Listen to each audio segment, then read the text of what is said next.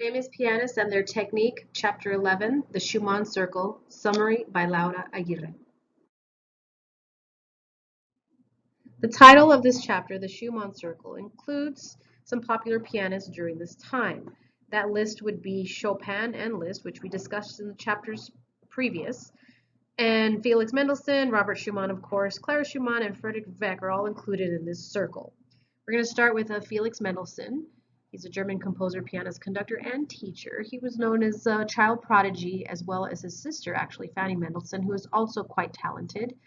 And like any child prodigy, he had a great teacher that took him touring around. And one of his early teachers was a gentleman named Carl Friedrich Zelter. And Zelter took him to Weimar, and at this time Mendelssohn was around 12 years old. And he had him perform for the poet-philosopher by the name of Johann Wolfgang von Goethe. I don't know if I'm saying that right. And Goethe apparently was a fan of Mendelssohn already, and Zelter had actually kind of told the audience beforehand, hey, be careful, don't overindulge him, don't over-compliment him, but I will tell you, you're going to be extremely impressed with what you're going to hear. And apparently Zelter said this because he wanted to preserve Mendelssohn's vanity. I guess he wanted to keep him kind of grounded, for lack of a better word here. And of course, Mendelssohn performed for the group, and everyone was very impressed. Goethe said that he was impressed with his improvisation and sight-reading skills, and some other musicians that were present said that he was, and I quote, producing more independent ideas than Mozart at the same age. The world has been blessed with a second Mozart. So they were clearly impressed with this young Mendelssohn and his performance skills. Later, Clara Schumann had encountered him, and this was kind of after Mendelssohn had composed A Midsummer Night's Dream. And she wrote to Robert Schumann saying that Mendelssohn was even surpassing Thalberg at this point in performance skills. And to her, he remains one of the dearest pianists of all. So she was quite impressed to put him up at a high scale there. Mendelssohn was a teacher more so later in his life here. Around 1846, he was the founder of the Leipzig Conservatory, and he actually became one of the active teachers there as well.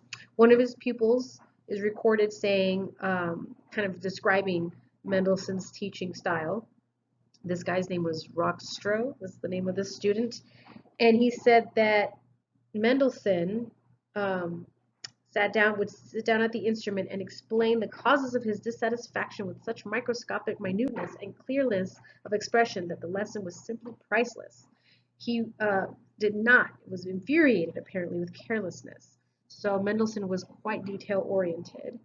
He said that Mendelssohn never left a piece until he was satisfied that the majority of the class understood it thoroughly. Another sign of a very good teacher. He wanted to make sure everyone understood maybe 90 to 100% of what the piece was calling for. Here we have Robert Schumann, German pianist and composer. He was very interested in music all his life, but his mother apparently wanted him to become a lawyer. So he did in fact do some law school for a little bit and was not very happy. And during this time, he actually wrote a letter to Friedrich Weck, who was Clara Weck's dad at this time, and expressing how unhappy he was and how he just had this yearning for music. And Weck took it upon himself to actually write to Schumann's mother and convince her to let Schumann then study under Weck, and it worked. Schumann ended up moving into the Weck home and stayed there with them under the instruction of Weck, who at this time was a very popular music teacher, and it worked out very well, as Schumann had virtuoso tendencies, but unfortunately he hurt his hand. He invented or created a mechanism that was supposed to help him strengthen his fourth finger, and it backfired. Was it another form of the dactylion? We learned about this in chapter 8, the one that Hertz invented. I don't know, this chapter isn't that clear if Schumann invented it, he came up with his own device, or just used something already in existence.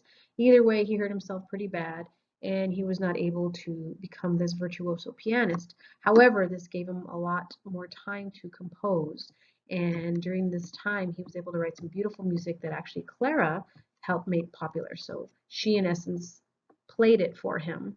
And so therefore it wasn't just, something pushed under the rug. The teacher, Schumann, wasn't recorded as being that great of a teacher. One student says here that he played a piece for Schumann, played the whole thing, not once did Schumann stop him to correct or give any feedback. All he said was at the end of the lesson was like, you should hear Clara play that. And that was about it. So not the best teacher apparently, but he was a really good writer. So apparently he was very articulate in his writing and he became a music critic.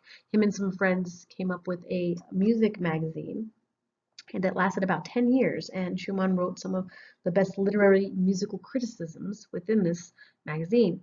He also wrote some aphorisms, and here are a couple of them that I thought were kind of cool. He says here, always play as though a master were present, and dumb keyboards have been invented. Practice on them for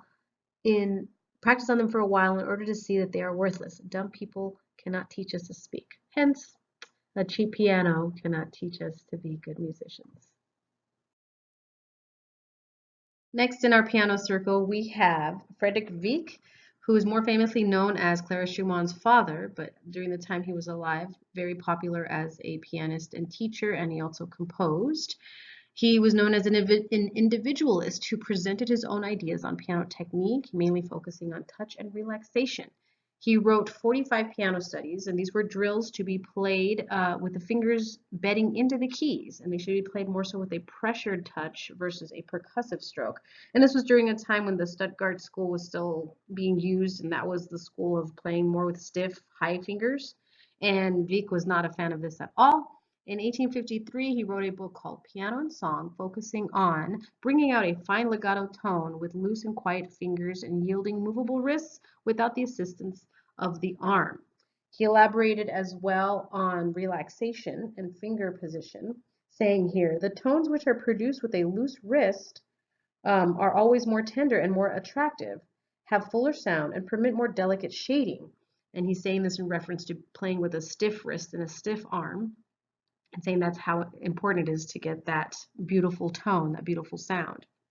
Amy Faye, who I believe was a friend of one of Clara's sister, had come to the house to observe a little concert, and at this time Wieck was 87 years old, so he was still teaching in his later years, and apparently for free too, which was kind of nice of him. He was just a musician all around, and I think it just gave him joy to be a teacher as he was excited to showcase his students. And Amy Faye observed Clara perform that evening. She said it was beautiful, and the 5 students that performed that night were also very good. And she says here that Wieck exercises his pupils in all sorts of ways, trains them to sing.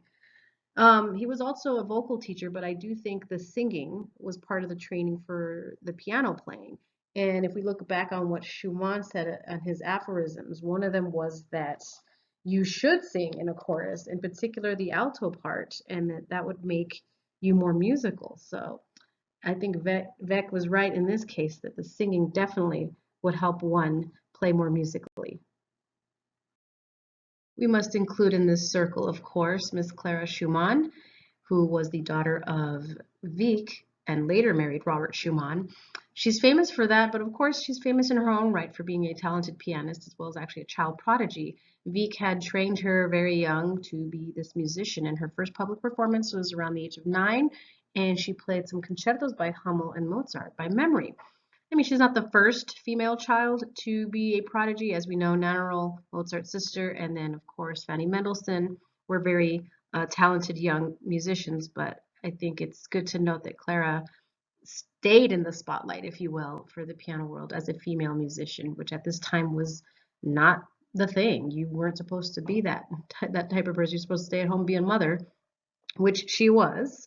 Clara and Robert did get married, and that's a whole other love story on its own, which this chapter doesn't really get into the details about that. But Clara did keep her husband's music alive, as we know he was not able to perform because he messed up his hand with his little apparatus machine there, and Clara was able to then play a lot of his music that he wrote. But they had 8 kids between them, and they tried to tour and travel, but I could imagine that was quite difficult. Clara apparently also had a couple of students, and one student remarks here observing her inherited technique, if you will, His name was Franklin Taylor, and he said that one of the things that stood out with Clara's performance is that she was very accurate in all aspects of the music, and she was very true to the text. She never improvised on anything. She played everything by memory, and she made sure to stay true to what the composer wanted.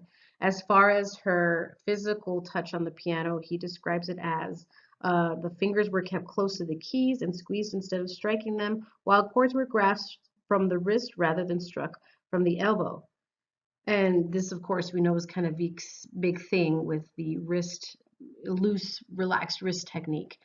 And Clara evidently was still playing this way for the rest of her life and probably carried it on to her other students as well. Amy Faye comes back into the picture, and we had talked about her on the last slide, and she observes Clara Schumann playing again later.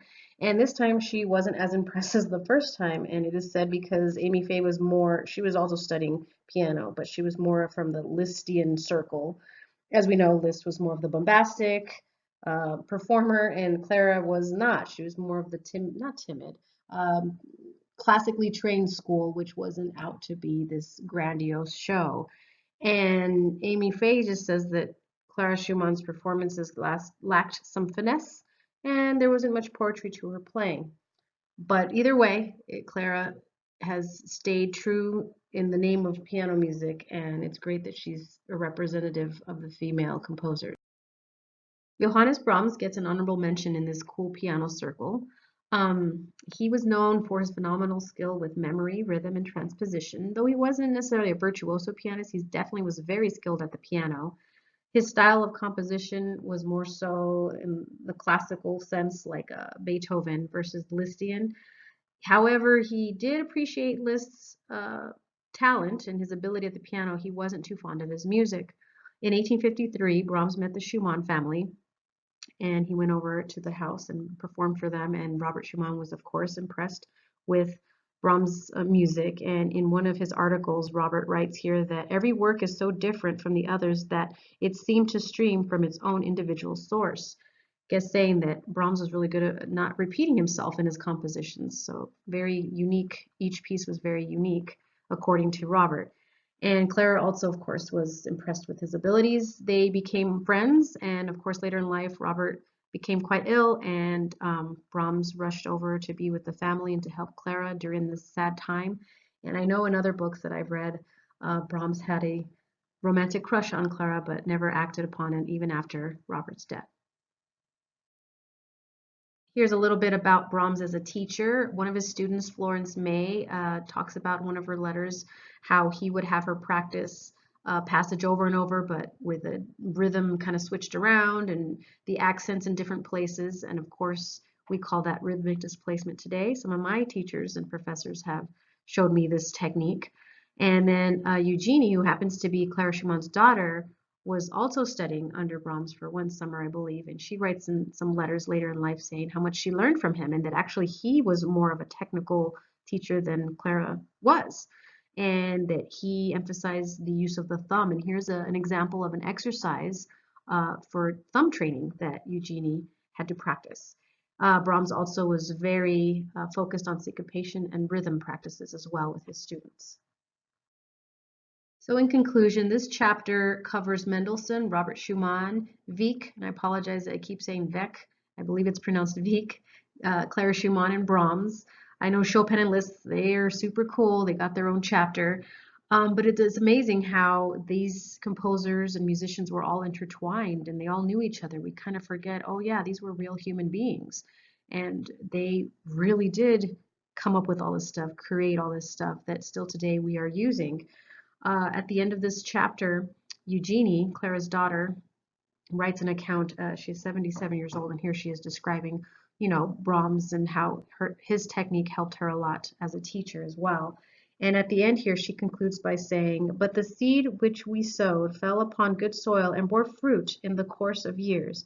And when I began to teach, I recognized how much I owed to him," meaning Brahms. "I only wish I told him this." Makes me think of how much we owe to these fine pianists and musicians and how we still respect them and talk about them today. If only they knew how famous they still are. It's all quite fascinating.